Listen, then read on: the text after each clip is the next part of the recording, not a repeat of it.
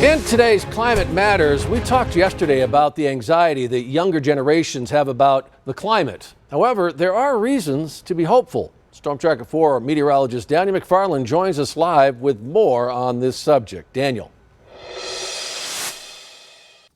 Well, Sean, as you said, it's not all bad news. If you remember back in the 80s, there was a lot of talk about the ozone hole that did largely close up, and things have gotten a lot better when it comes to ozone, and there's other positive stories as well. There are some positive stories when it comes to the future of our climate. Warmer temperatures will allow plants to grow a bit further north than they otherwise would be able to, and if carbon dioxide levels rise, plants could become more drought resistant.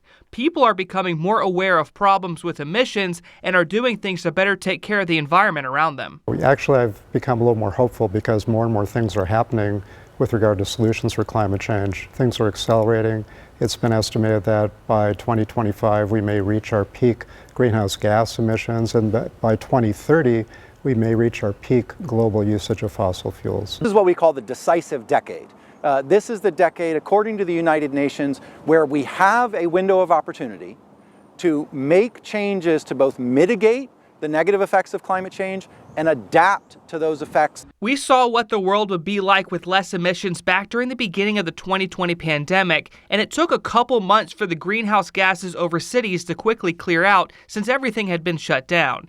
If we saw emissions shut down like that for an even longer period of time due to new energy sources, air qualities will be vastly improved over cities that are impacted.